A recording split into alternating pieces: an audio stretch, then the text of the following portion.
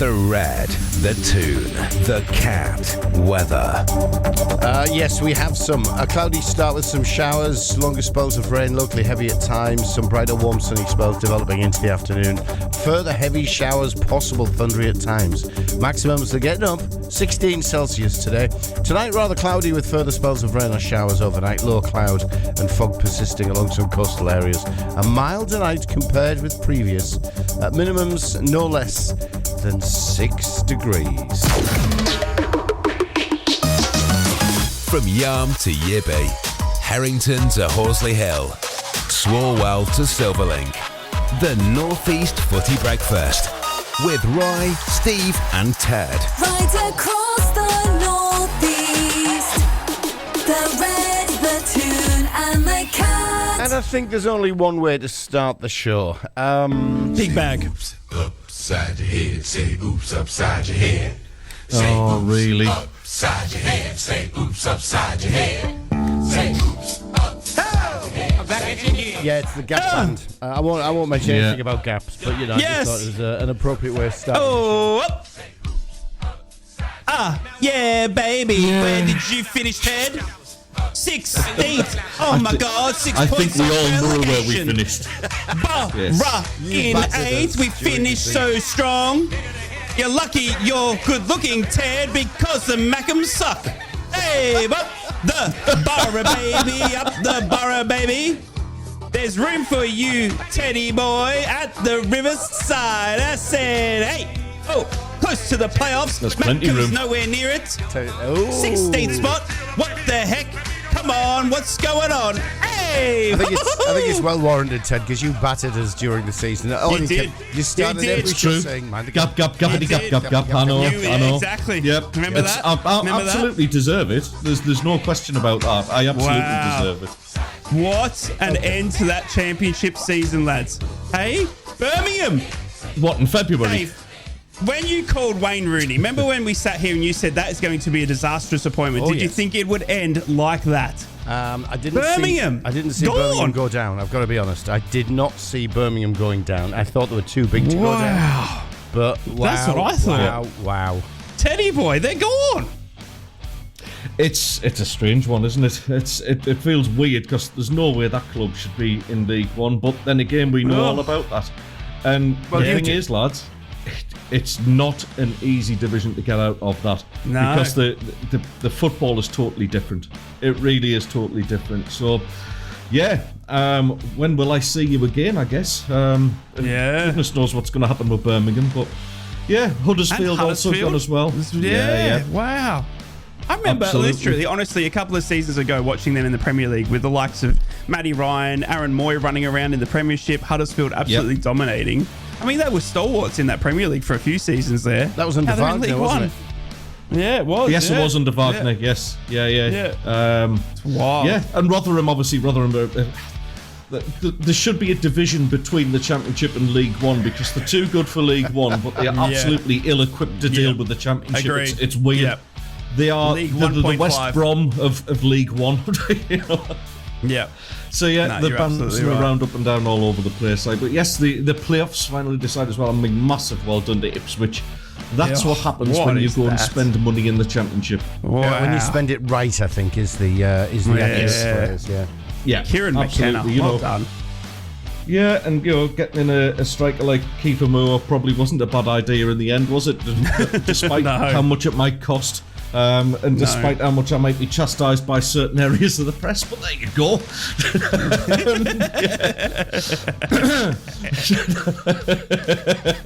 Yeah, say no more. Yes, but plenty to talk about. Championship, we are definitely going to cover that because obviously we know who's taking the playoff spots now. If you haven't guessed, it's my show today. We're going to review the weekend's action, if you can call it that. But yeah, let's say it another way. We'll review the weekend's action and the Sunderland game. Well, Was it that bad? yeah, it was absolutely shocking. To be honest, I mean, I was sat in the pub, the Aggro, as I've mentioned a few times now, and we had like sort of about 4 different matches on. To be honest, by the end, I was watching the Arsenal game. It was actually that bad. It was not good at all. So yeah, we'll cover off a little bit of end of season stuff for Sunderland as Rye has beautifully pointed out. 16th position we finished in, only 3 points ahead of Sheffield Wednesday, who were going into that game potentially relegation candidates. That's how bad our end of season has been. So not good at all. Not good at all. So we've got that. We're going to have Rye's thoughts on Boro's season as well. We've got What the Fact. We're going to have the last call for entrance for the Confectionery World Cup. We'll explain that, because if you're new to the show, that's going to make absolutely no sense whatsoever. We're going to talk a fair bit for Rye today, actually. Favourite Premier League Aussie, and she appears to be showing a few signs of cracking now. We're going to talk Middlesbrough's Foundation. We're going to talk. I'm going to talk binge watching TV, because obviously it's end of season now, lads. I need things to watch on TV, and I've been watching an Aussie series actually and got really into it. Yeah. But we'll cover that off shortly as well.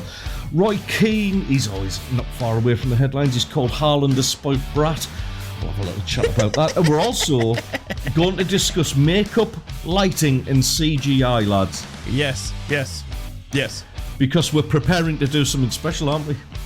We are. We're going to give the listeners out there of our beautiful Northeast Footy Brekky show a new experience, a visual experience, one that you can't touch, but you might want to. It will be an absolute vision. Yep, it will be an absolute vision. It will be.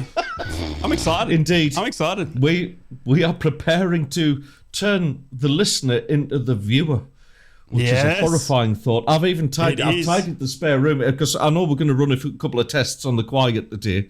So I've tidied the spare room. I've hung some Sunderland shirts up, and kind of, trying to hide the wardrobes and things like that. I've shut the cats out. The cats are not allowed to pee first, We'll get them used to it. What is it? Why? What is it about the cats that you're embarrassed about, Ted?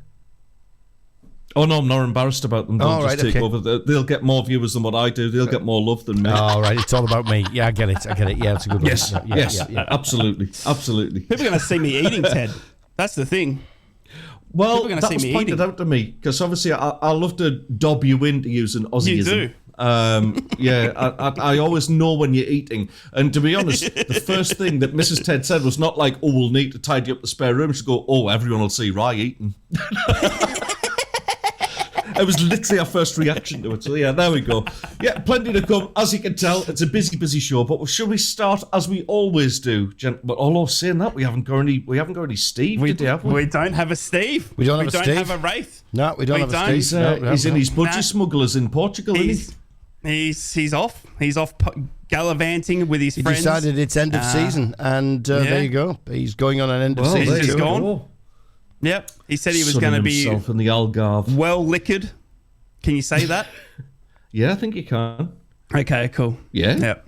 Yeah. Well, I'm not sure. We're going to have to wait, aren't we? We're going to have to wait to see if we get some headlines. We haven't heard from him at the moment. But I don't think we've got anything from him at the moment. What do we do, Radio Dad? Do we do Sunderland and Boro? Well, I start talking in a Geordie accent. Why, I man, divin spill that and you bitch. And I'll try and do the headlines like. What'd you call me? Apologies to listeners of the tune. Hey, they've only got themselves to blame if their man decides to go on the lash. Yeah, this is true. Yeah, this is absolutely true. Yeah, I mean, it's my week off. I didn't miss a show, lads. Yeah, exactly. Yeah, there we go. Yeah, wild. Should we start and do some updates then? Well, I'm going to start with you guys because I'm not ready yet. You know where to start. No, that's absolutely fine. Just talk about our supercomputer, man. You know where to start. Smuggies and proud. Boro News. Good morning, my beautiful Boro fans. Happy Monday. Yahoo! What an end of season that was. Middlesbrough finished off the season in style with a comprehensive win over Watford. Scoring first, Boro looked dominant again at home, scoring with free-flowing passing, and that man, Latte Lath, linking up with assist machine, Ailing once again. Watford would then equalise through their captain Hoyt, or as I like to call him, leaves more than a tackle and wants a red Hoyt. Boro will then find another gear with Alex Bengur and Izzy Jones rounding off the 3-1 victory that made the Riverside cheer, the Mackem's cry, and the neighbours awake.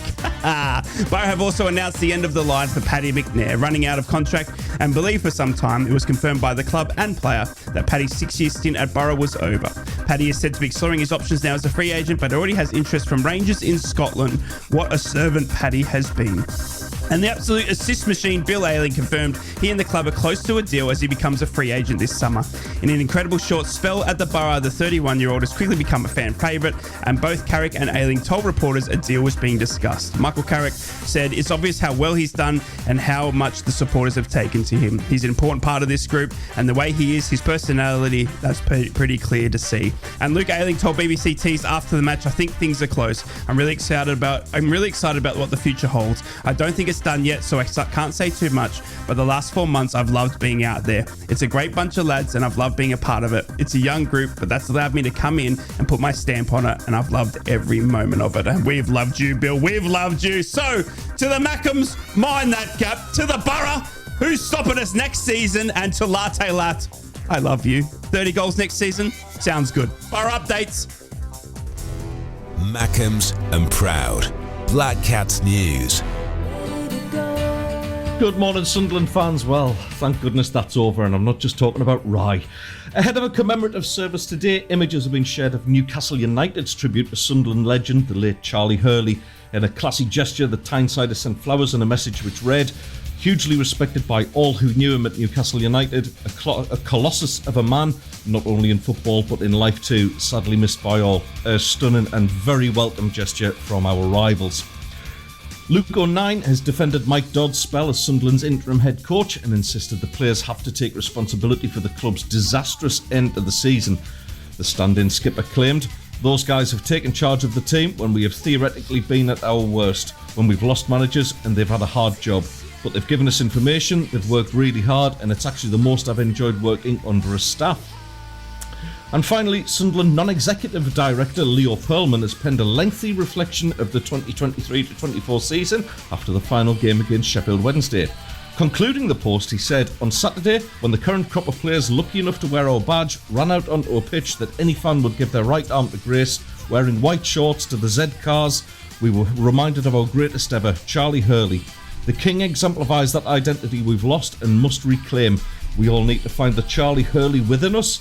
Owners, players, manager and fans, one club, one identity, one goal, and a bleep load of pride." That's your Sunderland update. Magpies and Proud. Mags News.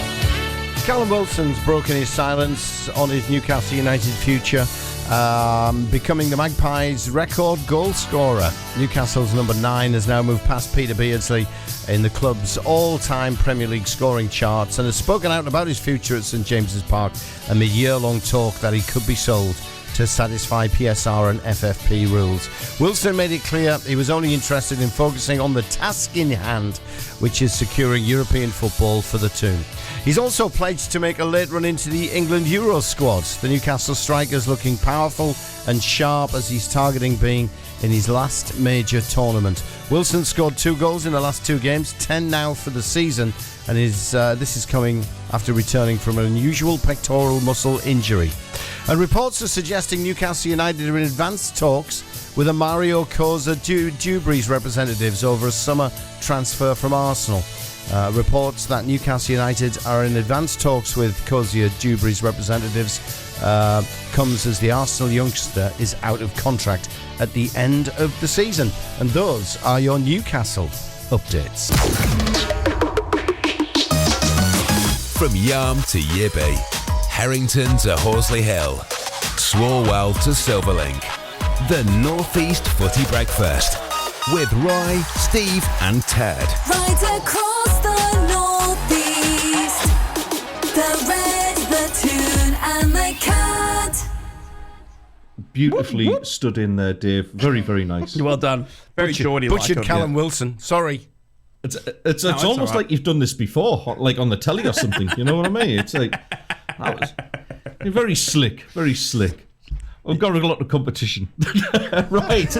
Let's get started. Obviously, we've got the games to cover and all that sort of thing, but I do have a bit of a humdinger of a what the fact for you today. No, and then we're down to 2. We are down to, well, no, you've got an army of listeners, Dave. You've got Daniil, you've got Ty, who's been coming up with some good stuff. Magnus is never far away as well, so you've got a chance here. You've got a chance. You just haven't got like Steve, who's going to fluke one into the top corner after clue number 2. But have you got the music? No, because I'm just opening up WhatsApp. I just realised we need an army of fans.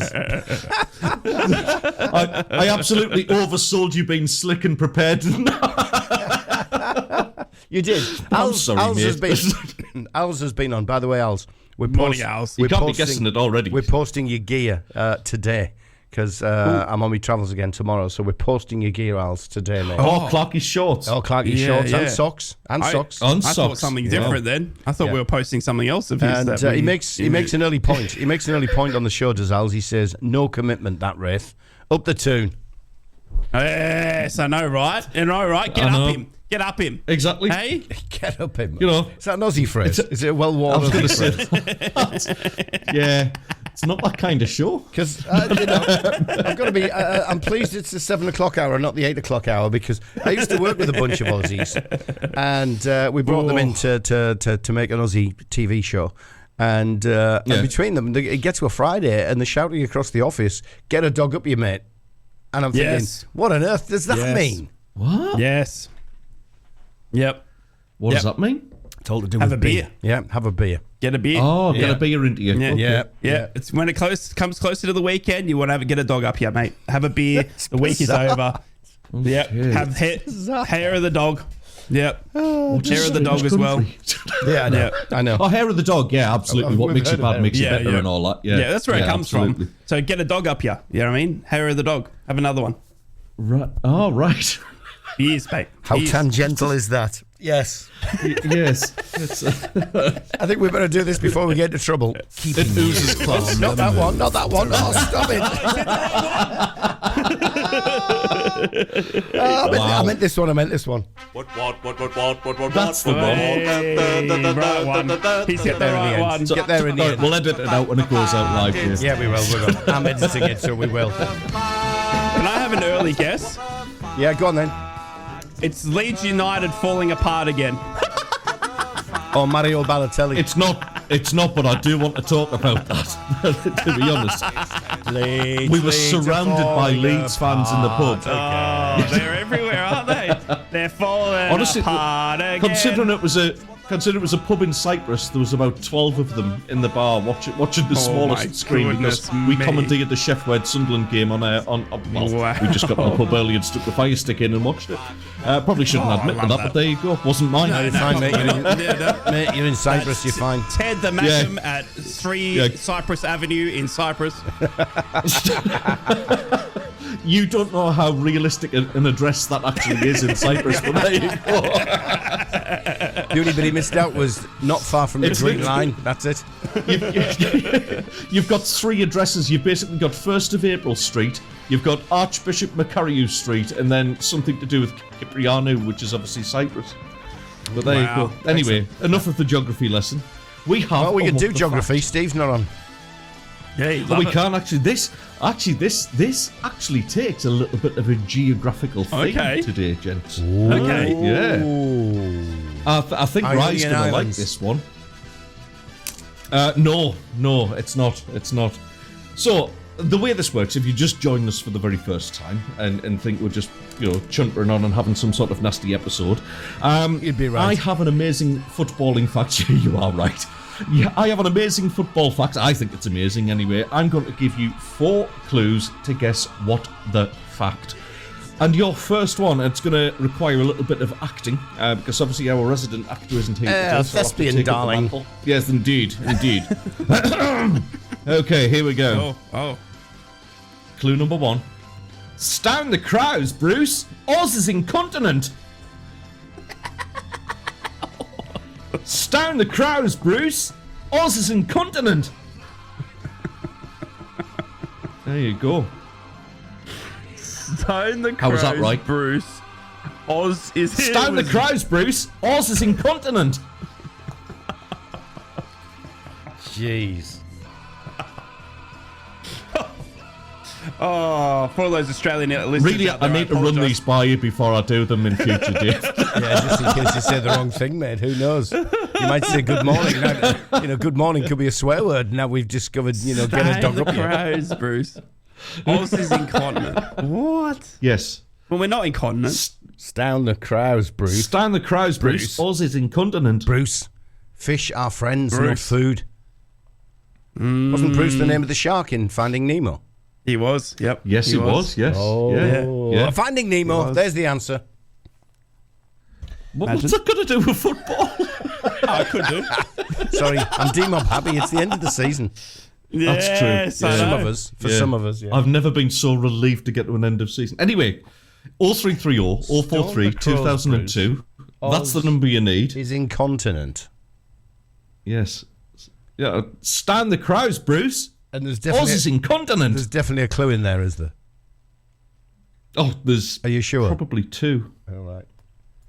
What do you reckon, Ryan? Do you reckon his poor I got attempt at an nothing. Aussie accent and using the word Oz Yeah. and the phrase "stone the crows" might have something to do with Australia? Well, it's poorly or New Zealand. I'm leaning towards New Zealand as well. Sounds Right. more Kiwi He'd be than it saying does brew. Australian. He'd be saying brew, not Bruce. He'd be saying brew, yeah. Yeah, exactly. Yeah. Deek, Eags, Yeah, Leagues, incontinent. Has anyone? Cuds. Cuds, yeah. Has anyone pooed their pants on a football field? Is that a fact? Bruce did. Now, I don't think it would be Good as one. easy as saying it's grobbler, as in Bruce. That's far too subtle for Ted. Yes. Oz is incontinent. I think incontinent. I think that's a compliment. It's not Steve Bruce, is it? Not really linking back to our ever-loving wait- bacon lover. Just wait till the mention of bacon in the next clue. Okay, Well, I mean, I did, Oh, we're gonna need another one. give you a clue right at the Down top, the saying Crows, it takes on a Bruce. little bit Oz of a is geographical incontinent. theme. It does, geographical. So it could be heading down under. Down under. Get a dog up here. It could be. Dan under. Down under. Get a dog You up sound ya. like you're from Afghanistan, Get a dog not up ya. Australia.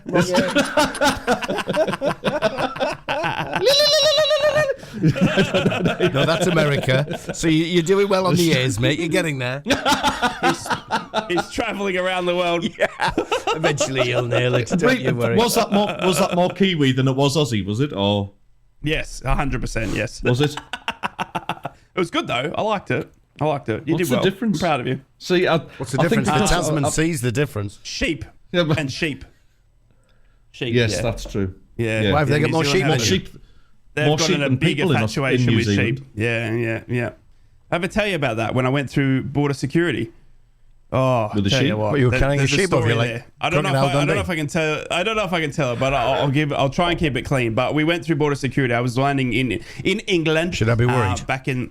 No. We're clean. And I went through, and they said, "Oh, where are you from?" And I said, "Oh, Australia." And she said, "Oh, okay." And then she went through my passport, and she said, "Oh, what are you doing here?" I said, "I'm here on the military." Blah blah blah blah. And she said, "Okay." She goes, "Oh," and she goes, "Lucky you're not from New Zealand. We've got enough sheep shaggers here." And I was, this was border security getting into England. I mean, I was shocked. So enough sheep shaggers in England that's already. another one of them that we should really run by Dave before we see it, right? Ah, well, I can feel the letters has been written already. Yes, yeah. That's what they're known as. I don't think you can really say that, mate. Oh, okay. Fair enough. Yeah. Oh, Nice knowing. Rye's just about to write his letter of resignation. We'll be back in a few.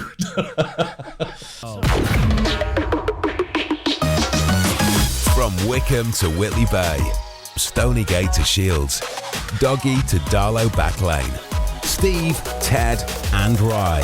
The Northeast Footy Breakfast. Right across the northeast, the red, the tune, and the cat. I'm getting done, guys. I'm getting hammered. Oh no. Oh, no. Okay. Al's has been back on. He said, Dave, I don't hear the passion in the Toon News. Oh, dear. Yeah. Well done with the gear. And he blows me a kiss. I didn't hear passion. I didn't hear It's it. kind of something it's hard to fake, really, isn't it? It's kind of... I don't think you can put much gusto into reading the opposition's news, can you? Not wrong. Al's, Who we won love the you, mate. Who We won love the you. predictions? Who won the predictions, Teddy boy? Oh, yeah, what happened with the predictions? Not came me. last? I think all of us came If last. it's thought I me, was I do pretty need to close. make I will make a donation. That's going to be me. Is it you, today, is lads. it? I think I was miles off. Yeah. Okay. Weirdly. Sorry. That's your second donation. No. I know. Don't know. Yeah, I know. It's Lucky it's we're at not the end of good. the season. It's affecting the bank balance. I know. I'm glad the season's done. To be honest, yeah. It's no. It was a That's because bad you keep going week for a me. Sunderland win, mate. I'm sorry. I didn't. I actually didn't. That's the thing. I went for a Desmond. I went for 2-2. Yeah, and you even did when they too, went yeah. 2-0 up, I went, I'm still on for the bet. I'm still on. How wrong was I? I went Mate, Boro when you- 3-0. I went Sunderland 2-2, and I went Newcastle 2-1. So yeah, I kind of did myself Mate, out. they Actually, smacked Burnley, didn't they? Jeez. Well what done, was your Toon. score again, right? I'm not showing on. I'll bring it up. Oh, you won Like- 3-1, didn't you? 3-1. Yeah, I I went did. 3-0 for Boro. Yeah. So yeah, it's me. I think it's joint last, but I'll take it on the chin. Oh no, mate! If you join things- last, you don't pay. It's got to be a clear loser. That was That's the it. rule. Yeah, I Yep, like that. that's I the like rule. that. Yeah, clear loss. Oh, I'll tell you what. We'll have some sort of rollover. We'll pick some games out. Well, I've got a towards the end of suggestion the for a week. different point structure. Go on. Okay. Then. Because this is, if you nail it, you get 5 points. So you only have to get one, Yes. Yep. one right, and you're never going to come last. So I think that's just, it's a bit like a Jimmy Hill. 3 points for a win's a bit too much. So I think we Okay. should do a point for the right outcome, win, lose or draw. Yep. You should get Yes. you should get an extra point for each team's goal scoring column. So Oh, I like that. yeah. My voice is Also, there. if you that get the into right next season. margin. So if you get if you get the right margin, you get 3 points, don't you? Because you'll have got the outcome right. You'll have got the goal. Well, right margin. I see what you're saying. What if you get the goal scorer So right? if you'd have said 2-1 Boro at the weekend, not to use Boro's Yeah. 3-1 victory, thrilling end of season ender as an example. 3-1 as well. So, Alright. Yeah, and yeah. if you'd have said 2-1 Finishing Boro, you'd eighth. get 2 points because you said Boro were going to win the game, but you got the one goal that the opposition scored. But you wouldn't get any points for the Boro because they scored 3, not 2. Do you know what I mean? It just gives you a chance to score more points amongst. That means I've got to do us. maths. And It's not that difficult, mate. Good takeaway. and it's a good job we takeaway. haven't got the cameras up and running right now, because even behind me glasses, my eyes glazed over there. You ever seen Trailer Park Boys? There's a character in there called Yes, Bubbles who yes. has these really thick Yes. glasses. I just looked completely vacant, like Bubbles, there for a second. It was what about? So 1 point for the correct result. So if it's Yep. a Sunderland win. So Sunderland win, but if you guess, so if I went right, so I think it's going to be 3-1 to Sheffield Wednesday, but it actually finished 2-0. I've got the right goals. I've got the right margin. So Sheffield Wednesday have won by 2 goals. You're trying to come up with 4 points for a win, aren't you? No. You get 3 points for getting the correct margin, and 5 points for getting the correct score. You're talking about doing maths, and you want to give 27 points per fixture. No, it's one or the other, isn't it? You either get the correct result, i.e. a win, I just thought mine or was you get easier. 3 points for the correct goal margin.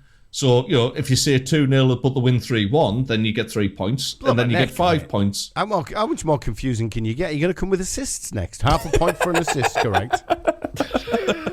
We got a message in from Ty, lads. Ty, who obviously Okay. plays. He hasn't got a what the fact answer just yet. He said, I'm going to need another clue. That was a bit too tough. But Okay, great that's coming shortly. Great Kiwi accent, Ted, he says. Thank you, Ty. And he says, I can only apologise to the people of New Zealand. if it is true, and you lads are going to be on camera, what a sight that would be. What about a Riot and Ted meets food in a classic beard meets food? You just guys do food eating challenges. I'll tell you what, boys. Should we set ourselves the tell you challenge what. that I've got a million things to do at the moment. I'm Yes, busy I know you tapping do. away while And we're doing he's off. this. You're off soon, aren't you? I'm off tomorrow morning, yeah. Yeah. But let's see if we can get at least the last 20 minutes of the show on camera. What do you reckon? That'd be There you great. go, Ty. That'd be There you great. go. And we'll get it. We'll get it streamed on the 3 Facebook pages for the. I don't know about doing food challenges though. Or should we miss out? Oh, the Do you do a tune? food Hey, challenge? no, We don't have a Geordie, do we? We don't have a I'm- Geordie. Should we miss out the tune? Yeah. I'd Yeah, be leave up the for a two. little food challenge, mind. I think that'd I'd be do good, it. that. I'll Yeah. do it. Yeah, I mean, I'd it's give a it food crack. challenge every day for you. It's challenging yourself not to be heard eating on air. It's a challenge to get it in between the gaps. You absolute raging professional, you. Glad you said professional. It's my dinner time. Yes. As if I'd be ever unprofessional and say something controversial, Dave. I'd never ever do that. Good morning to all chairmen of the non-league Northeast football teams.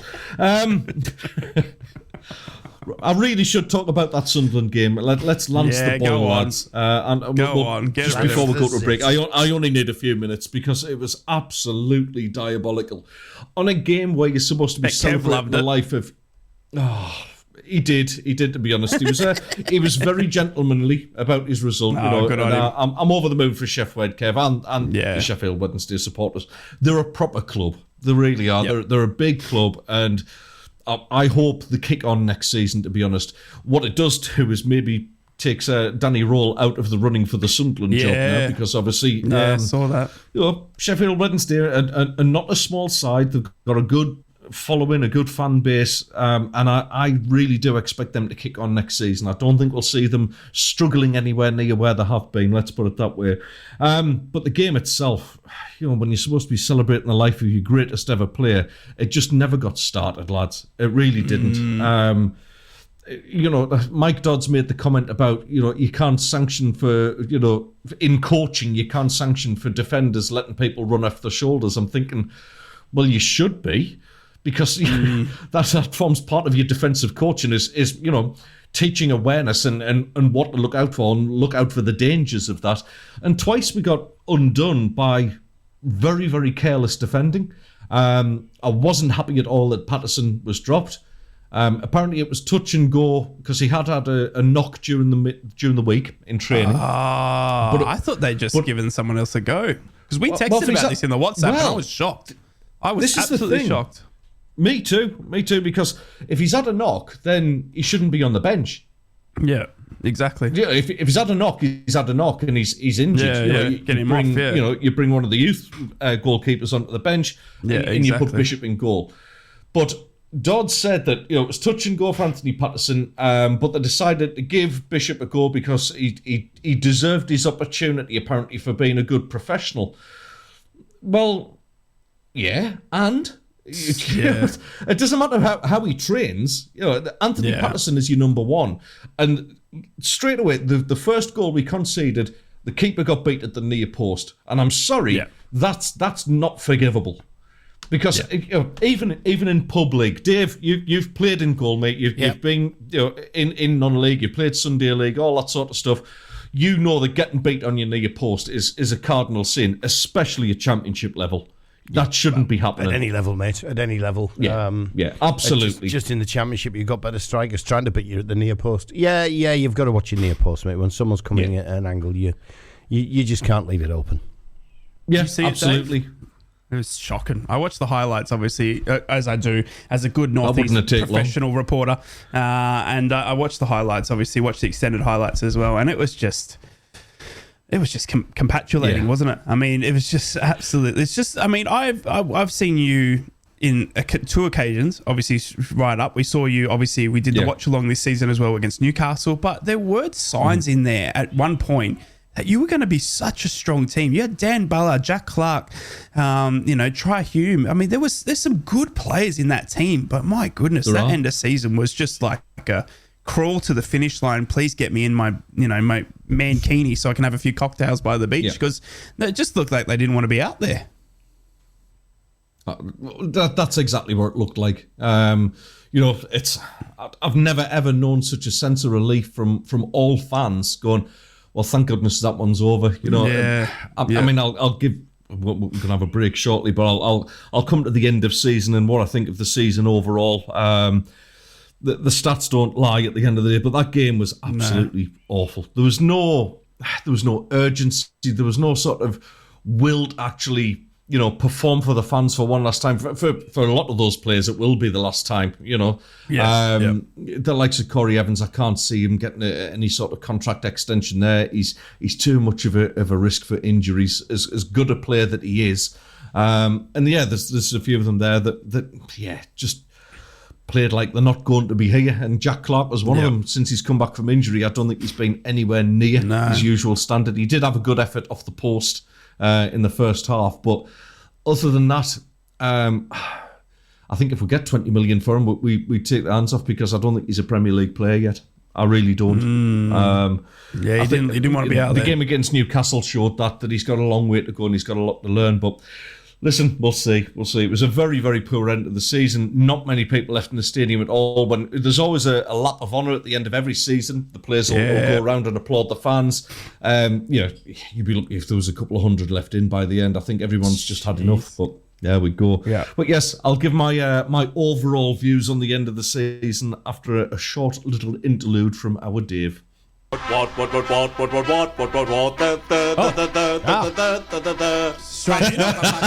you tell it's all going to pieces? I don't know what to do. I don't know what to do. You haven't got yourself ready. You haven't got yourself ready.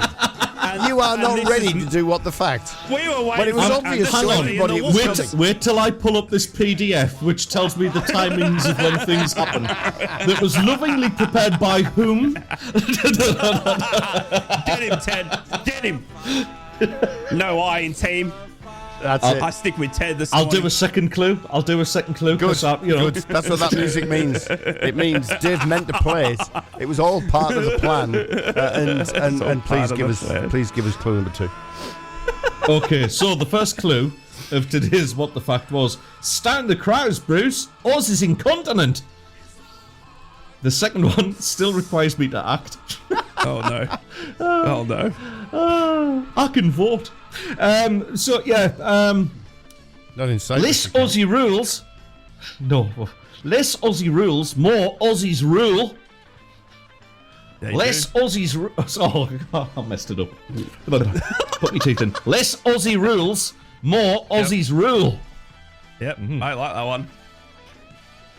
one. What, That's my favourite so far. What accent was that? Yeah, I don't know. Bhutan. You're into the bees. It's like Tassie. Was it that kind of? It Yeah. was. Yeah. Yes, Aussie rule. More Aussies rule. So there's obviously Yes. a massive Aussie. So it's influence. Aussie. So it's going to be Right. And he said geography as well, so I Yeah. feel like it's obviously based down here somewhere, right? Not that you can tell by the accent or accent. Yeah. Somewhere in the world. in Or the south of the world. It's somewhere in the southern hemisphere. It's not South All right. Africa. I wonder if it's A-League. You had a little bit to do with A-League, Davey lad. Yeah, I've watched a few, mate. Yeah. Yeah. You brought an Asian player over to Melbourne Victory as well, I didn't did, you, back in the day? Sooty Yeah. Somkit was the Thai striker, national Bless you. team striker. Yep. Yeah, indeed. And he went to Melbourne Victory and had a great time there, but couldn't settle, so didn't stay. Obviously missed his pad Thai and noodles in Thailand. Yeah, I would have. Yeah. I would too. Melbourne's rough. Melbourne's a lot to Is take. it? Is it really? It's just too busy. Yeah, it's just like there's It just is so busy, much. Yeah, So much going it's on. just so busy. Yeah. So Stone the Yeah. Crows, Bruce. Yeah. Oz is Stand the incontinent. crowds, Bruce. Oz is incontinent. And then the second clue is less Aussie rules, more Aussies rule. Yeah. So it's got to be Socceroos, Mark Schwartz. Could be Schwartz. Could be. Get in. But there's no Legend. clue as to an individual, is there? That's the thing. And I can quite clearly state I don't think Mark Schwartz is incontinent. No. Incontinent's a clue. It's definitely a clue. Could be like Asian Cup or something like that. be.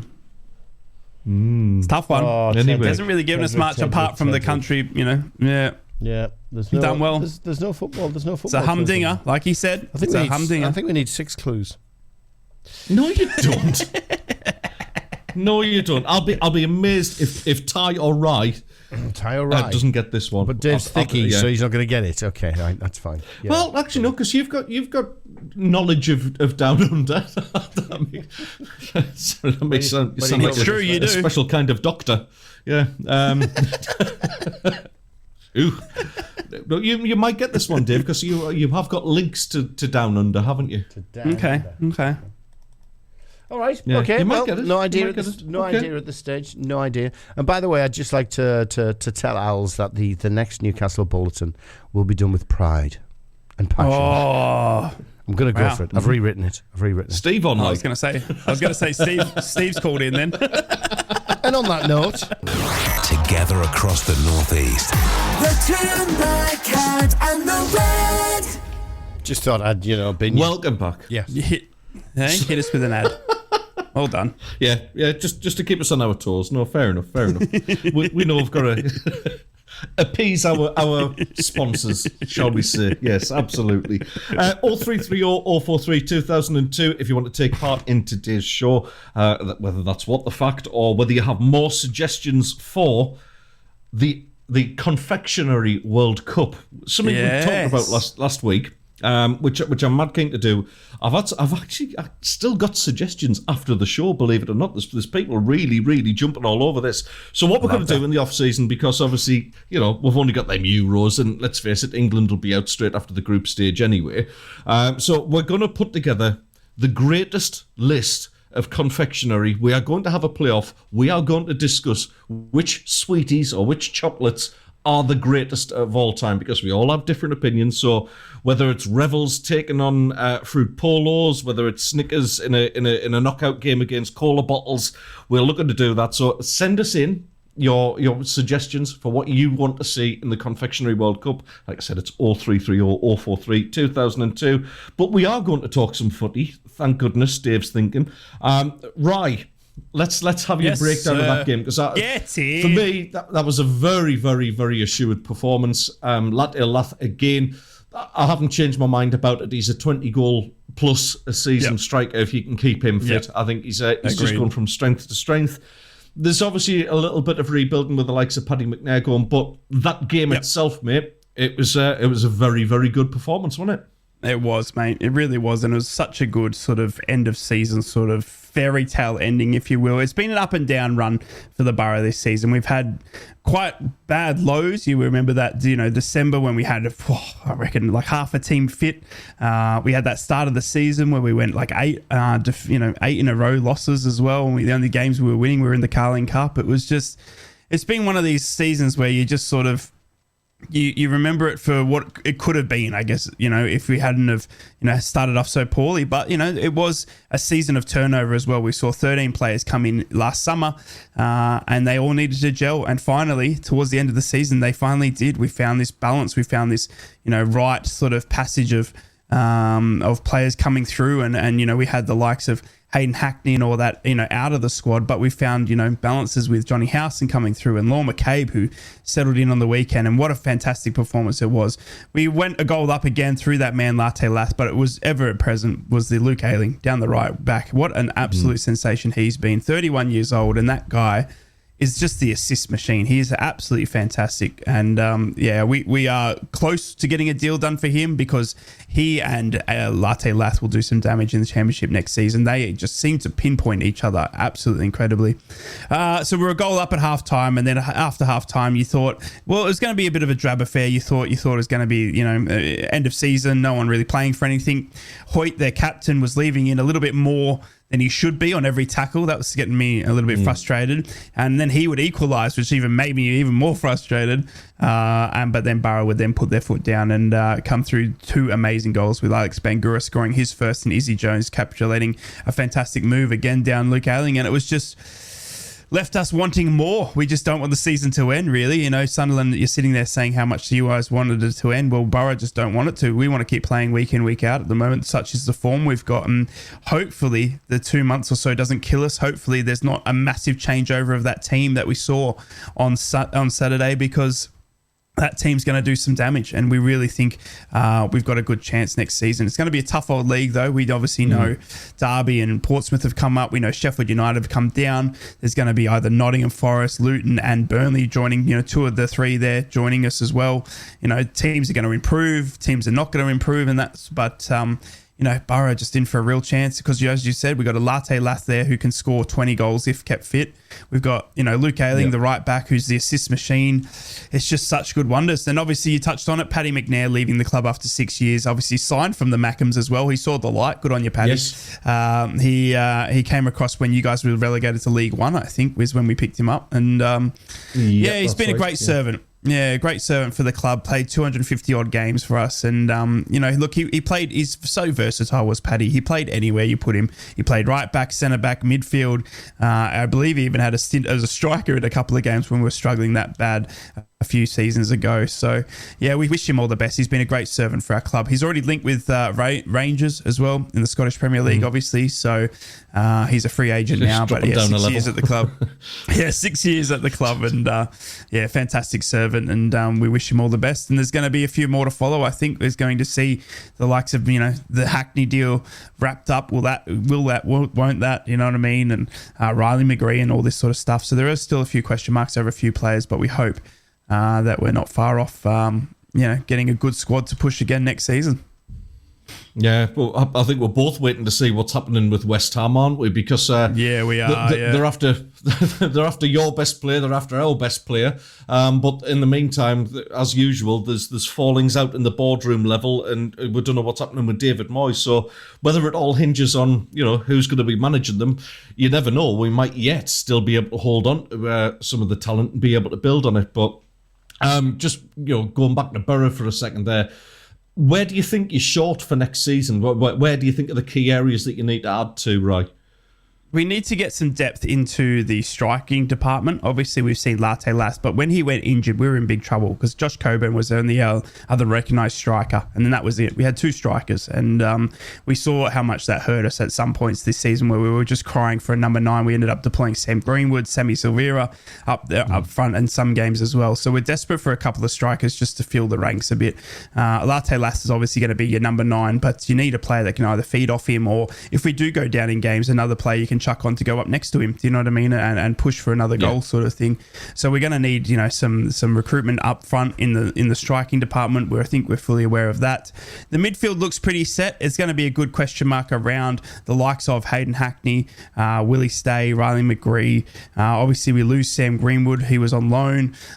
We lose Lewis O'Brien as well. So there's going to be some replacements needed there. 1 or 2 there. I'm not thinking it's a big overhaul. We saw 13 players, like I said, in the last summer come through. I don't think we're going to need that amount of players again, but I still think we're in the sort of, you know, 7th to 8th region because of the players we're going to lose on loan and potentially leave, you know, for a deal or 2. So, yeah, look, it's interesting. Strikers definitely for me, and then it's going to be sort of reactive rather than proactive, I think, and reacting to players that might leave the club. Like Steve said, the thing that, you know, has hurt us is that we've been a bit of a selling club. We lost Morgan Rogers to Aston Villa.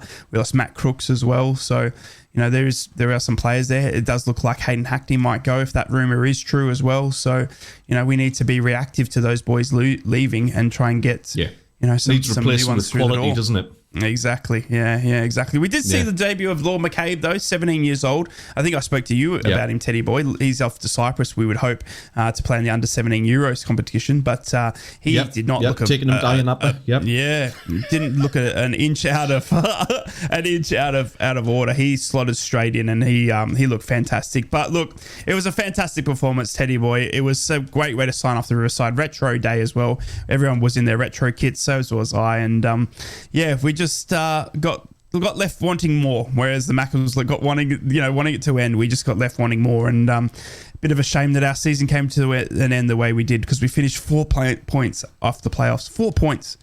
Can you believe it? We dropped 6 to Rotherham, by the way. So, you know, if you want to know where it goes, could have made them up from.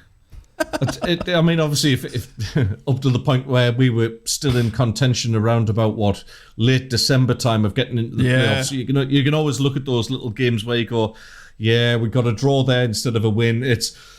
It works out over the season where you know where you've gone wrong, and I mean those injury problems that you had, Rye, were absolutely they were just ridiculous. And to finish, and I'm going to give the respect that Middlesbrough deserve over this as well. To handle the injuries the way that they did, and to still grind out results. I mean, the 2 wins against Leicester. It's typically Boro that you lose the 2 Rotherham games, but then you go and beat the champions twice. Boro. It's just like, I mean, yeah. If you put the red and white the other way around, I probably would have believed it was Sunderland as well, mate, because that's exactly the sort of thing we do. We're going to take 4 points off Leeds and then we'll get turned over 2-0 at home off Sheffield. Classic, isn't it? Just, classic. I know, mate. I know. You just can't sanction for it. But yeah. I'm really, really being impressed with Boro. I think the way they've gone about certainly the last part of the season, when they knew that the playoffs were probably going to be a little bit out of reach. They've kept going, and they've kept on turning consistent performances. I know what you mean. You're probably absolutely hating the fact that the season's stopped now. You just want to play more games, whether it's friendlies, just to keep things ticking over. But no, really impressive. I mean, you've earned that position in the league. When you consider the likes, you look at who's above you, and we'll talk about Hull City maybe after the news.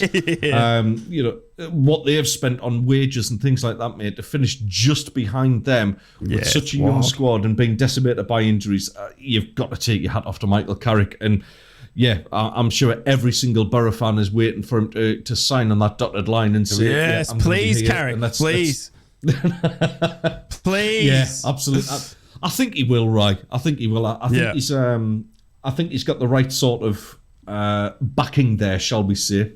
We hope so. We hope so. We've heard that it's close and that potentially there is a deal on the table. It's just about working out the formalities. But yeah, assigning an extra contract for Michael Carrick now would just go absolutely fantastic alongside, what we're trying to build into next season. He's a fantastic coach. He's got us through the thickness of it. He's just that young, bright spark, in the managerial spot that we've just haven't had in such a long time. And, to finish the season now twice, just outside of, we made the playoffs last season and then we finished just outside this season, obviously. Do you know what I mean? And, some managers might get a bit of stick for that and stuff like that, wanting more, but, he has just been a breath of fresh air at the Boro, and I just can't wait to see more of Michael Carrick at Boro because he's a manager you want for ages. And it's funny we should say that because normally it's a thing that you first go to blame, but even when we had those losses, we just never turned on him. He always looked like he would get it right, and he did. He's learning on the job as well, isn't he? I mean, he's developing all the time. And right. to have a coach like that to develop with a young squad as well, I think it bodes well for the future for Boro. Will still. But yes, yes, it's still not confirmed yet. I don't know what's happening there. There was no reports of him being at the stadium, but yeah, we'll talk a little bit more about end of season stuff shortly after this little break and some news. The red, the tune, the cat, weather. Well, not too bad, in all honesty. The weather situation, it could be a lot worse. We've had it worse. But today, the cloudy start, showers, longer spells of rain will start dissipating as we get to the afternoon. Some bright, warm, sunny spells developing with the odd chance of heavy showers, even thunder showers. Coming in a little bit later on in the day, your maximum 16 degrees. Rather cloudy with further spells of rain or showers overnight. The low cloud and fog persisting along some coastal areas as the night progresses. A milder night though compared with previous nights.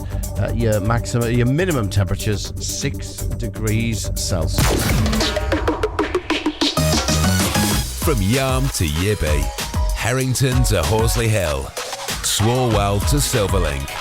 The Northeast Footy Breakfast with Roy, Steve and Ted. Right across the Northeast, the red, the tune and the cat. bit of Rotterdam, got nothing to do with us, so... I approve. Yeah. I approve. Good band, you know. Yep. And You like that? Also, not... Oh, yeah. I'm a bit of a fan of Beautiful South. I love Paul Heaton stuff anyway. House Martins as well. Brilliant band. Yeah, House Martins. You yes. know who the bass player was in House Martins, don't you? Go on. It was Norman Cook, Fatboy Slim. So really? There you go. Yeah, it absolutely Wow. was. Yeah, he's there's some weird musical fact about Norman Cook where he's had number ones under 3 different names. There's the Fatboy Slim name. Really? He also had a number 1 with the House Martins, and then there was another act he was part of. I'm sure I'll have to check that out. Actually, if Gareth the poet is listening, he'll actually know this fact because he told me it. So get in touch, guys, if you're listening, and I'll furnish the good people of the Northeast with that information. But there you go. Yes. Speaking of facts, lads. Mackem's and Proud. Black Cats News. Good morning, Sunderland fans. Well, thank goodness that season is over. Ahead of a commemorative service today, images have been shared of Newcastle United's tribute to Sunderland legend, the late Charlie Hurley. In a classy gesture, the Tyneside sent flowers and a message which read, "Hugely respected by all who knew him at Newcastle United.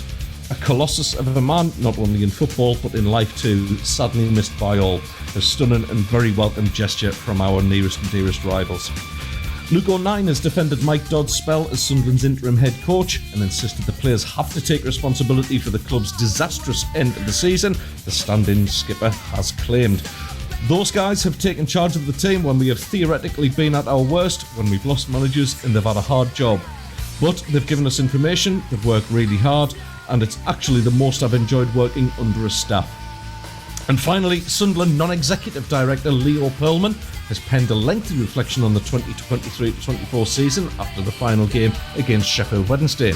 Concluding the post, he said, "On Saturday, when the current crop of players lucky enough to wear our badge ran onto a pitch that any fan would give their right arm to grace, wearing white shorts to the Z-Cars theme, we were reminded of our greatest ever, Charlie Hurley. The King exemplifies that identity we've lost and must reclaim. We all need to find the Charlie Hurley within us. That's the owners, players, manager and fans. One club, one identity, one goal, and a bleep load of pride." Well said, Leo. That's your Sunderland updates. Smoggies and Proud. Boro News. Good morning, my beautiful Boro fans. Why is the season over? That is the question left on everyone's lips. Middlesbrough finished off the season in style with a comprehensive win over Watford. Scoring first, Boro looked dominant again at home, scoring with free-flowing passing and that man, Latte Lath, linking up with assist machine Ailing once again. Watford would then equalise through their captain Hoyt, or as I call him, leaves more than a tackle and wants a red Hoyt. You little man. Boro would then find another gear with Alex Spenger and Izzy Jones rounding off a 3-1 victory that made the Riverside cheer, the Mackems cry, and left the neighbours fully awake. Boro have also announced the end of the line for Paddy McNair, running out of contract and believe for some time. It was confirmed by the club and player that Paddy's 6-year stint at the Boro was over. Paddy is said to be exploring his options now as a free agent, but already has interest from Rangers in Scotland. What a servant he's been. And the absolute assist machine Bill Ailing confirmed he and the club are close to a deal as he becomes a free agent this summer. In an incredible short spell at the Boro, the 31-year-old has quickly become a fan favourite, and both Carrick and Ailing told reporters a deal was being discussed. It's obvious how well he has done and how much the supporters have taken to him. He's an important part of the group, said Carrick, and Luke Ailing told BBC Tees, "I think things are close. I'm really excited about what the future holds. I don't think it's done yet, so I can't say too much, but for the last few months, I have absolutely loved being out there with this young group." Whoa, we love it, Bill. On to the next season under Michael Carrick. That's your Boro updates. Magpies and Proud. Mags News. Callum Wilson's broken his silence on his Newcastle United future, becoming the Magpies' record goal scorer. Newcastle's number 9 has now moved past Peter Beardsley in the club's all-time Premier League scoring charts and has spoken out about his future at St James's Park amid year-long talk that he could be sold to satisfy PSR and FFP rules. Wilson made it clear he was only interested in focusing on the task in hand, which is securing European football for the Toon. He's also pledged to make a late run into the England Euro squad. The Newcastle striker's looking powerful and sharp as he's targeting being in his last major tournament. Wilson scored 2 goals in the last 2 games, 10 now for the season, and this is coming after returning from an unusual pectoral muscle injury. And reports are suggesting Newcastle United are in advanced talks with a Mario Cosa Dewberry's representatives over a summer transfer from Arsenal. Reports that Newcastle United are in advanced talks with Kozia Dewberry's representatives comes as the Arsenal youngster is out of contract at the end of the season. And those are your Newcastle updates. From Yarm to Yibby, Harrington to Horsley Hill, Swalwell to Silverlink, the North East Footy Breakfast with Roy, Steve and Ted. Right across the northeast, the red, the tune, and the cat. Tedrick, I know you Yes. were. I know you were talking to Rye before the news about the Boro, the weekend, the game, and all that sort of stuff. Can I just throw my threepence in? Absolutely. On that, because it actually inspired me to write a quick piece on the Red website. It just and I buy into what Carrick has subsequently said.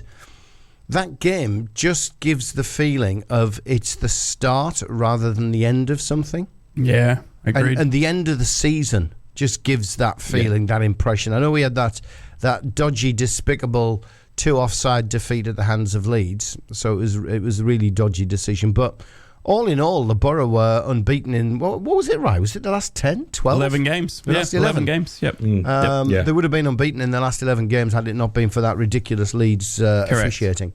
And the way they've ended the season when nothing was riding on it, it would have been so easy just to toss it off the last 2 games and just think, away trip to Cardiff, home against Watford.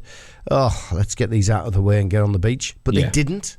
They didn't. They stuck 4 past Cardiff down in Wales. They stuck 3 past Watford, who were masters of the draw. It's got to be said, but they've been boosted in recent weeks by obviously the full-time appointment of the manager that the fans are really all buying into. So for me, it's given me a great deal of hope for the Boro across the summer, and I think the make or break for the Boro season next season will come down to the summer now, because we've seen what's possible, 100%, and we just now need to know what's going to be added to it. Yeah. Yeah, it's holding on to some of the key players as well. I know the rumours. There was a couple of rumours about Dieng going, wasn't there? Which I found. There was, yeah. They're the sort of characters you always need. I'm a big believer in this. You need a regular, strong spine to the team. You need a recognised centre-back. You need a recognised keeper. You need a recognised centre midfielder. And you need a man up top who's going to bang the goals in. I don't think Boro are all that far away from getting that sorted now. I think it should be interesting to see who you do pick up. The defence is probably where the main attention needs to be. I get what Rye's saying about the top end. Obviously, yes. Look, signing a striker, ask any Sunderland fan, because we still haven't seen one this season, to be fair.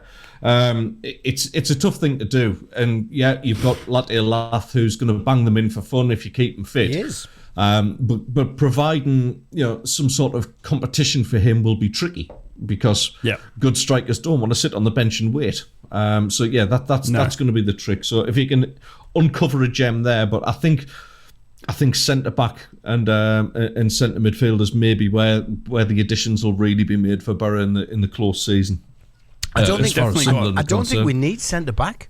That's the thing. I mean, we've got 4 or 5 of them sitting there potentially. Yeah, no, we're good. Matt Clark has been absolutely that good this season. that we have just had to just relax on that whole centre back part. Him and Rav Vandenberg. Rav Vandenberg got young player of the season plus player of the season. You put him next to Matt Clark, who's just been a revelation, and we're done. And then you got Darragh Lenihan coming back. You know what I mean? And you got Dale Fry. That's it. Done. Do you know what I mean? Paddy McNair goes, and it's understandably he goes because he's not beaten Matt Clark, Rav Vandenberg, Dale Fry, or Darragh Lenihan to a number one spot in the centre back role at the moment. So yeah, it's incredible. It really is. You know, it gives him the option for going for a 3 if he wants to play a 3. Yeah, it does. With overlapping. And it was a well written piece as well, Dave. I absolutely loved it. I read it in full, and it just summed up the Boro season perfectly, and how every Boro fan is feeling. We're left with the feeling of this is the start, not the end.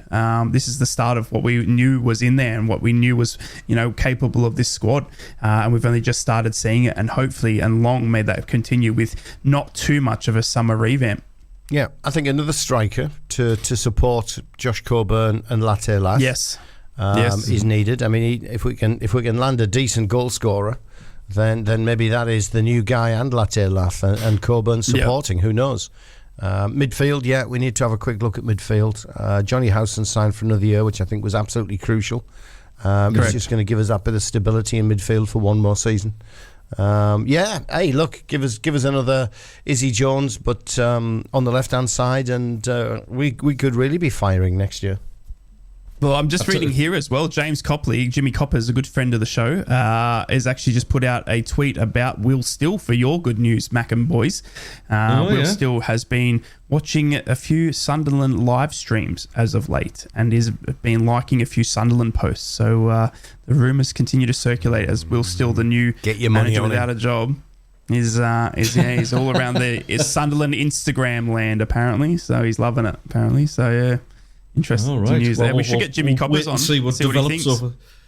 Yeah, absolutely. Well, we'll see how that develops over the course of the week. As there's it's still no further forward.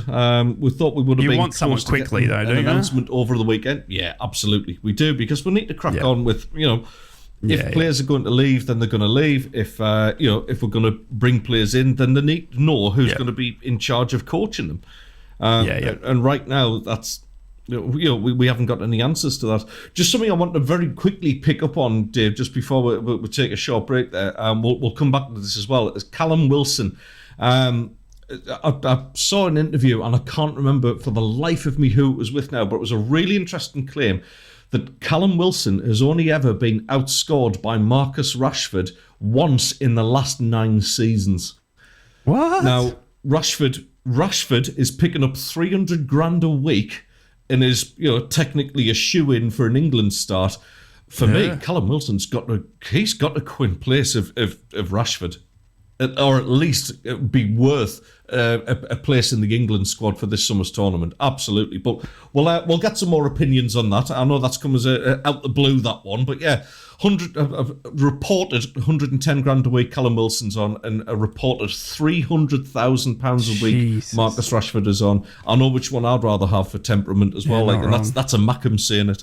But yes, plenty more to come, including more What the Fact as well, coming up right after this. Hi, it's Bernie Slavin. Looking forward to being on every Monday on The Red between 6 and 7. Opinions, views. I don't want any BS. We need to get their lottery numbers for Wednesday night, I think, or Saturday, definitely. If Boro's 1-0 up and you all do what you're going to do and end up getting beat 2-1, are you going to take any responsibility for that? Regardless of what happens in the game, it needs to be done just to make a point. That's the point of it. The protest's supposed to be disruptive. It's supposed to get our voice heard. No messing about. Let's get to the nitty-gritty. This Monday, 6 o'clock to 7, please join us up the Boro. Slaven Live with the Dovecart. Spend your evening in the best bar in Teesside.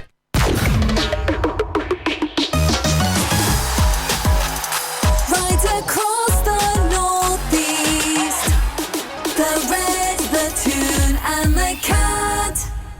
What's up? I do love it. Got a WhatsApp. I was just about to say, I love listening to Bernie. It's a cracking show, that. As much as I'm a Mackem, it's going to be interesting tonight. End of yes, season, absolutely. sure. I think you'd be happy with that end of the season. But you never know with Bernie. You never know what's going to turn up. We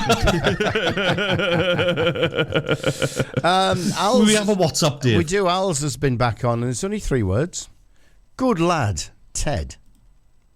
Oh. There you go. He's a good lad, isn't he? Ted. Good lad, Ted. Oh, thank you very much. Because you did That's- the old that's even very as a nice. Mackem. Callum Wilson. I think it was that comment that sparked it. Yeah. Look, yeah, absolutely. I'm an honest fan. You are. That's Always you've have got to been. give credit where credit's due. Absolutely, absolutely. Well, that's very kind of you, and I hope you're having a nice Easter over there, Als. And I'm pleased it's we've got our Als on the show, actually, replacing Steve Wraith, so he's doing really well. Yes. Yeah, keep going, mate. Yeah, keep not going. wrong, yeah. It's Yeah. 0330 We need your 043 2002 if you want to WhatsApp give us a call, ring, yeah, Als, we'll get you on and the just show. join us. Absolutely, Yeah. mate. Yeah, WhatsApp call 0330 043 2002. Don't you have an apology to make, Rye? Oh, I thought you meant me there. Thank goodness for that. Do I? Yes. Ooh. An apology? Didn't you leave a guest out in the cold and forget to call him? Oh, I did. I did. CJ Scoops on Friday. I got so wrapped up in the show. I did. I had planned to get Craig Johns on the Gazette Borough reporter on Friday to preview the game against Watford, but we ran out of time and we didn't call him. So I apologise to CJ Scoops. You know I love you. And he was laughing at because he forgot one time previously as well. So we called it one apiece. And yeah, we'll have him on tomorrow. We'll have him on tomorrow to talk about that Paddy McNair and everything that's gone on with the Borough in the past couple of weeks. It'll be great to see CJ Scoops, as we've named him, which I think is a wouldn't have done that fantastic to a name. guest, like. Yeah, I wouldn't have done Daz that to a did. guest. Oh, really? Yeah, Daz Yes, did. Daz did A couple of with weeks Jimmy ago, Coppers. yeah, left Jimmy Coppers hanging. Yeah. Yeah. Oh. I don't think I've spoken to Jimmy Coppers since. It's not my fault, you know. No, I haven't either. We'll blame Daz. You Sounds know good. what it is? You know what it is, Dave? He gets in all these superstars and all these guests that he has. And, Yeah. you know, You can't keep now up. he's voicing adverts for Oliver, the thing at the show. I Next know. thing you know, he'll be off to the West End and leaving us all in the lurch. Indeed. Well, He's gonna- where we're is gonna he? lose him. He's not on He's too today. good. He's not on today. Oh, No. bank What? holiday. No, bank holiday. He said, How does he get taking a it day off. What happens after I'm us? taking it off, he said. Oh, Did he really? Okay. Yeah. Yeah. By the way, we've had a comeback from Al's, Oh, yes. and there's a bit of Greek in there as well. Okay. So I could be swearing on the wireless. I Not the might same even Greek as know. what you sent me yesterday, No, is it? no. It took me ages to find out how to do that one, mate. No offence, because we were saying get yourself on the show. No offence, but I've got better crack. And then he says, love that. Calo Pasca, all. Calo Pasca? No idea. Calo Pasca? Yeah, happy Easter. Yeah. All right, yeah. okay. There you go. Cool. Yes. Told you I was fluent. There you go. Yep. What did you call me yesterday? Big nose. Yes, yeah, you could. Knows. I was actually amazed that Rye knew how to say like the informal hello, which was Yasu. Yeah. I was quite. Yeah. Where'd you pick that we up? had a few over with us in Afghanistan, so I just picked that up as I learned a couple just to say g'day or hello, and there's a few that Yasu. yeah, It's it just said good Yasu. days, What did Yeah, they that's make? probably What the did they best make of get a dog up you? Yeah, we didn't share that with them. No, we had the Greek Air Force or the Greece Air Force as well with us that were helping us. Yes. They helped us get some of the boys out of trouble, and yeah, they were a great bunch of lads. They love their halloumi. And they're there's that drink that they always drink. It's so strong. Raki. Raki. That stuff will put that. Yeah, that's there's got to get a dog up here, and then there's get an elephant up here, and that's an elephant. I tell you, that is some strong stuff. That. My goodness me. You know when you've had a night on the Raki, that's impressive stuff. Oh. That, like, without a doubt. Yes. Yeah, enough of that. Oh, it's turning my stomach just thinking about it. We've still got to do some more What the Fact, lads. And we're actually almost into the last half hour of the show here. I can't believe it. This show's flown by. Oiled spring I was. Oiled. Ready to I was well impressed there, well impressed. Yeah, no, you were straight I've only onto been it. sitting on I'm it going for to get it 15 now as minutes. well. Ty's ready to This has been the strike. I most can feel it in my disorganised loins. show we've had since that Christmas Day one. Anyway. I've loved it. So- I've loved it. Oh, brilliant. So, What the Fact? I have an interesting fact. I'm going to give you 4 clues. I've already given you 2 of them. This is the 3rd clue. With a very bad Aussie accent. Sorry, with a very bad Paraguayan with a very accent. poor some Paraguayan. sort of somewhere in the southern hemisphere accent. The first 2 clues were stand the crowds, Bruce. Ours is incontinent. And the second clue was less Aussie rules, more Aussies rule. And the third, I may as well do it in the Aussie accent. The third clue is they've been roving even more than Rye. Wow. They've been roving even more than Rye. Oh my god. Oh my god. Which Aussies have played for Blackburn? For Blackburn, Lucas O'Neill, the right back. Brett Emerson. Everton, yeah. Brett Emerton. He looked a typical Aussie. If you could see a typical Aussie, he looked it. Yeah, they had Brett Emerton If he played in a cork hat, he wouldn't have looked any more Aussie, would he? He's a good player, Brett Emerton. What's the incontinent? Is it Lucas Neal? No. No. Oh, no. I'll tell you what. Oh, no. It's got Is he right with Blackburn Rovers? Oh, I can't say that on the radio at breakfast time. No. I think I've just whatever you're thinking it is that's bad, it's not. All right. It was the reference to incontinent. No. I know. You'll see the relevance of that. Right, I'm going to give you the last clue. All right, go on. Because we've only got 29 minutes left. Less than that, because there'll be a tune on as well. Anyway, last clue is, it's wins like this that prove that no Crocs. Proves there's no Crocs. Prove they are no Crocs. It was in the accent. It's wins like this that prove they are no Crocs. If Matty's listening, which he usually is, if you can't get an audition for Steve, at least get me one. You know? Can you imagine if I got an audition ahead of Steve? If you Can you just imagine the tone of the show? Wow. I'll do a demo. Ty's been in touch. Video. He wants to have a guess. Okay. He said, Ted. Absolutely fantastic New Zealand accent once again. Thank you.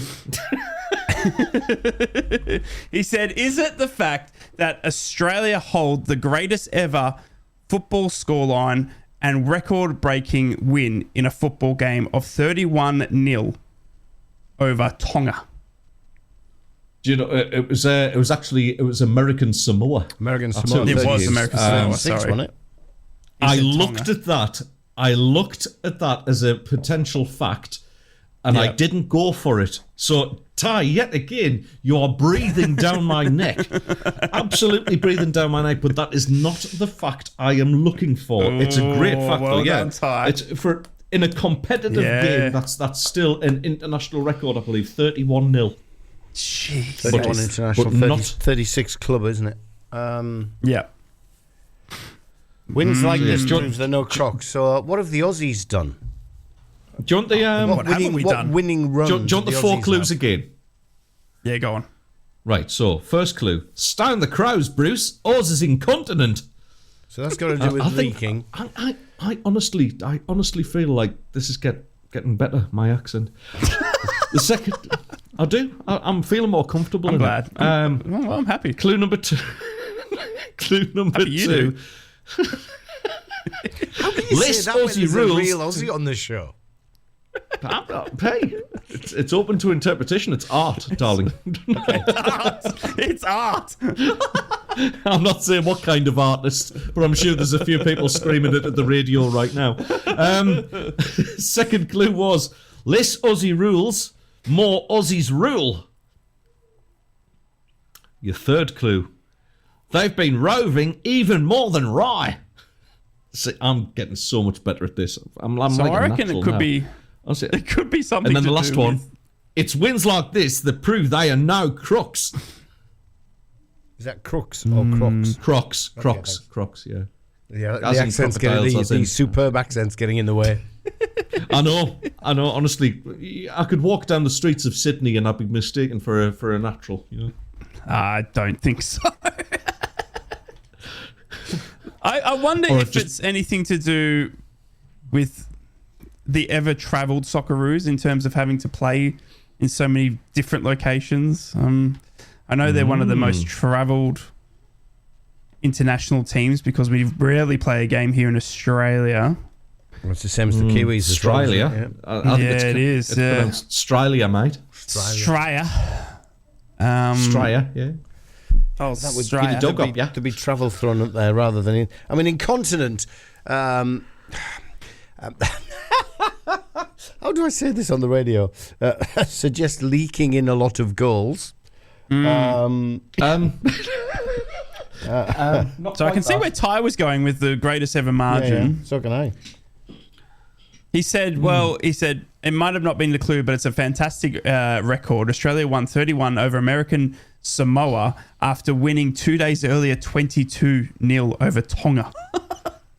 Jeez. Really? I do remember that. Yeah. So within the space of 2 days. Here he goes. Australia won 31-0, which is the greatest ever international victory still to date. 31-0 over American Samoa. But what's even more impressive is 2 days earlier, they had beaten Tonga 22-0. So what's that in aggregate? That's 53 goals. That is wild, that. Jeez. Dear me. I think even I would have probably got through a game with them. Absolutely. There's a few people who saw me over a week ago going, no, absolutely not. Yes, so you've got a little bit of time. Sorry, Ryan, I haven't brushed up on my Aussie enough.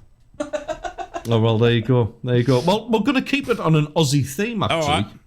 Go on. Yeah, because I wanted to talk a little bit about Ange, who's our favourite Aussie, Premier League Aussie. You're my favourite Aussie, right? What has happened? Well, yeah, it's showing signs of cracking a little bit. He's getting a little bit crabby in the interviews. Not wrong. I mean, from your perspective, Ryan, I know he's very much loved over there, and you know for a fact I'm such a huge fan of the guy. Yep. What do you think of his chances of actually taking Spurs further next season? Do you think he's even under pressure with his job? Yeah, I do now. I do. This the way that they've collapsed this post sort of towards the end of the season, right at the worst time you could collapse as well. You know, this is the time where Liverpool are dropping points and Arsenal are, and Man City obviously battling it out, but, Villa haven't been, all red hot either, and they've still been winning, but, it was really there for Tottenham's taken. And then you go and lose that, was it 4-1 at Newcastle, 4-2 yesterday, which, don't get me wrong, I watched that game. That is a credit to Tottenham to even get 2 goals in that game. They were woeful against Liverpool. Yeah. And Liverpool have been shocking of late. So, yeah, look, I don't know. I don't know if it questions his job. It does definitely question a lot of Tottenham, fans now about, well, what's happened? I mean, because they were, remember that start of the season where they were undefeated in like 6 or 7 games, wasn't it? Absolutely. I mean, it was incredible. And the fall from grace that they've had, whether it's the transfers or, something's gone wrong. And it's the same squad as he had back then. Do you know what I mean? So there is a winning team in there. So the scary thing is well, then it's down to the manager, isn't it? So. Yeah, so I think there are questions around his job for sure. The capitulation that they've gone under that needs to be reviewed, because Liverpool have been bad, but Tottenham have been absolutely worse. And I think they're missing it. As much as I think the start of the season better without Harry Kane, I think the longer that season has gone on, the more they missed a talisman up front. And Son isn't a striker. He's a very, very talented footballer, don't get me wrong. But for me, he's not a striker. Yeah, they just lack that depth. I don't feel like they've invested heavily into the playing side of the playing side of the staff. They just look short of players and short of options off the bench, and it's just I've got a feel for Ange a little bit, because he's almost trying to do this with his hands tied. I mean, Dave, you've been around football long enough now to know that Daniel Levy is not exactly the most spend happy, is he? He's somebody who plays his wallet close to his chest. Not the most patient man either. No, but it's kind of like, surely there's got to be risk versus reward. Levy's got to see now that surely he's got to give Ange some money to go and spend in the summer, hasn't he? He really does. I mean, he really does. But what do you go and get? Do you know what I mean? Like, what improves Tottenham? Because we see them spending big money week in, week. Transfer window, buys gone, and it's not getting them anywhere, is it? I mean, losing the likes of Harry Kane, you're absolutely right. A talisman striker is definitely needed, but you know, what comes in and fixes that Tottenham team is a miracle. I mean, do you look at Callum Wilson? We were just talking about him. Maybe a Callum Wilson, maybe someone that is that Harry Kane-esque, that that very well aged, knows where the goals are, can bang in a few goals for you in times where you need it. Because not only have they been struggling up front, but as well defensively, they were shocking. I mean, yesterday against Liverpool, they just let goals in. I mean, you and I, Ted, could have had a good crack at Tottenham's goals, at this, yesterday. They were that bad. So, yeah, it's interesting, and I really do fear for Ange. There's a lot more press here in Australia talking about it as well, which is sad to see, because everyone loves having an Aussie in the Premier League, especially the type that is Ange. He doesn't hold back. He says it how it is. He gives reporters, what he wants, and he also is so inspiring as a manager and as a gaffer. He just talks so eloquently and just defends his players to the tenfold, but he keeps saying it's on him. And that's the thing that I keep taking out of the press conferences, is he keeps turning around and saying, it's on me, that one. It's on me. Well, at some point, it's going to be on you that you haven't done enough. And I feel, that Levy won't stick around. I just don't think he's patient enough to watch Ange go through a rebuild. But he's, I hope they do, because he's one of the best managers they've had, and he's been a breath of fresh air. But I'm not sure if Daniel will be as patient as we are. Yeah, it's be interesting to see what happens. I don't think he'd be short of any suitors in the Premier League. I think I agree. People would be happy to give him a job there. But yes, we'll talk more. We're going to talk more Aussie stuff, believe it or not. After the break. It would be remiss if I didn't talk through Newcastle's demolition of Burnley over the weekend as well. So yeah, more of that coming up right after this. From Yarm to Yibby, Harrington to Horsley Hill, Swarwell to Silverlink. The North East Footy Breakfast with Roy, Steve and Ted. Right across the North East, the Red, the Toon and the Cat. What's up? What's up? That was a creepy one. What's up? I'm just getting my voice back, mate. I'm playing with my voice. It's coming back. Rod Stewart is gone. Yeah. Yes. Rod's gone. But more Martha Stewart now. Yeah, indeed. Al Stewart. I was going to say about my smell and my taste. I mean, smell as ability to smell, not how I smell. Yes, how you smell or how you taste. They are returning very slowly, so that's good news. Al's has been on. Again, he says Tottenham relying too much on that mercenary Maddison. There you go. That's his comment on Tottenham. Harsh. Mercenary Maddison. Harsh words there, Al. A little alliteration there, but harsh. Yes, he's not wrong, and he came off the bench and still did nothing for him yesterday. I don't think he's looked right. He's another one. The second half of the season, he just hasn't looked right. Now he did have a bit of an injury, didn't he? Yeah, ever since then, he's like Jack Clark. He just hasn't come back the same. Yeah, I think that's fair to say that actually. Clarkey. Yeah, I don't know what's going on there. I think his post actually was interesting on Instagram after the game. I know we're going off topic here a little bit. Yeah. Saying that, disappointing end of the season, which most of the players have kind of alluded to, that they're as disappointed with it as well. Not as much as the fans are. We've had 40-odd years of it. Certainly I have. But he did say that we go again next season. I'm thinking... I mean, all right, there's no sort of bids made or anything like that. In fact, the window isn't even open, I suppose. But... he's saying the right things to suggest that he's not exactly given up on staying just yet. So it should be interesting to see whether the club have got a massive decision to make, whether they actually break this whole model and actually go and spend the money on it to appease him and get him to stay at the club. A bit like you guys have got to hold your squad together, right, without selling too many of the crown jewels off. Yeah. We've got a decision to make of what kind of club we want to be, and if we're going to be a selling club, then we may have to just put up with a few more years of mediocrity, which is not going to go down well with the fans at all. But there we go. Yes, Aussie TV shows, right. G'day. I'm after things. I'm after things to do over the summer. You see, and I'm a bit of a Netflix fan, and I've stumbled across this Aussie show called Glitch. Okay, now it's a bit It's a bit of kind of a horror feel to it. It's people coming back from the dead, crawling out of graves and things like that. But it's just a bit of a feel. Oh yeah, just a bit of a feel of it. But it's it's actually what an absolute stonker of a show this is. Absolutely brilliant. So me and Mrs. Ted are absolutely hooked on that. I never thought in a million years, and no disrespect, because Netflix is wall to wall American stuff. There's a bit of British stuff on there, but it's.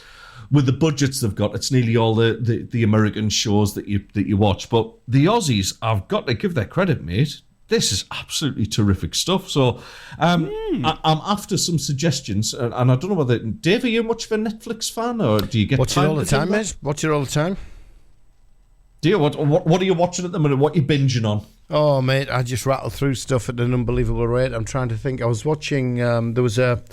There was a mini-series on yesterday that I found. I'm trying to think of the name. I can't remember the name of it. It's about an American businessman from the southern states. Sounds like Texas with his drawl, who goes bankrupt, and it's his battle through that period. But I got to the end of the second of these episodes, and it just didn't sit right. So I turned that off yesterday and put the Formula One on. And by the way, congratulations, Lando Norris. Yes. Get in. How good is that? Get in. What a win. God, it's good not to see Max win. Oh, isn't it? Would have been even better to have seen him break a drive shaft with 2 laps remaining and get a DNF. Yeah, well done, Lando. Yeah, well done, Hopefully Lando. it's the start of things to come for sure. Hope so. Is Max really that disliked?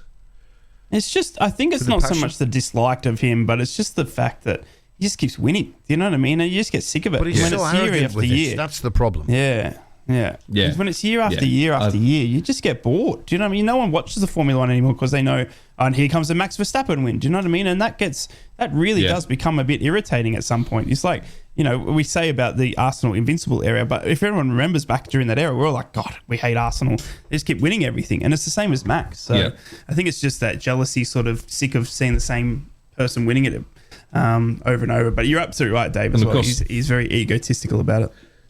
Yeah, there's only one worse thing in a bad loser, and that's a bad winner, isn't it? It's he was screaming again yesterday because something wasn't right with his car, and he screams at people. And if he's not, if he's not got the super duper car that that he's been given for most of these races, he should try kicking about the 2006 Mitsubishi Colt then. He hasn't got the team. It's ridiculous. Yeah. My aircon's not working still. He thinks he's got problems. Blimey. Get over it. Yeah, Talking of being on magnificent form, not Leeds. Yes. Falling apart. Them and Hull I want to talk about, because honestly, both of them have got some real big soul searching to do. Not only have you got the fact that Leeds are falling apart and absolutely blown one of the best playoff chances they would ever have. They've now got to go through, this playoff, which is not certain. West Brom, Norwich, and obviously Southampton in there as well. Do you know what I mean? It's not going to be a walk in the park for them by any stretch of the mean. But Hull City as well. I was saying to Ted in the break as well. Hull City, we spoke about them on this very Brekky show a couple of months ago about how they came out of January absolutely cooking their books. And what I mean by that is that they're spending more on wages than they're bringing in. It was revealed that they went from something like the 10th or 11th highest spending club to like the 2nd or 3rd in the championship, and the revenue that we're bringing in was nowhere near to what they were now outlaying on wages.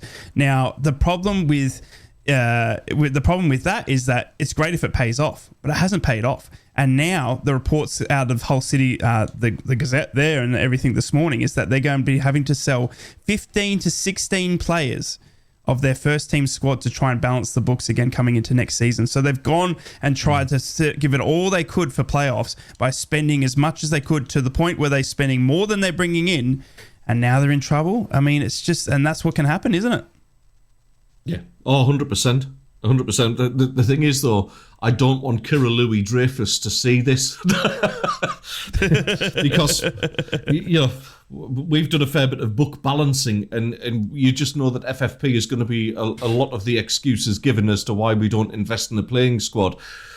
The thing is, we saw this coming. We absolutely saw this coming. And we said at the time, if Hull don't at least get into the playoffs, this could spell absolute disaster for them. You're not wrong. You're not wrong. And when you're faced with a very realistic prospect of, let's say they're going to have to at least sell half a dozen of their best players to even try and balance this.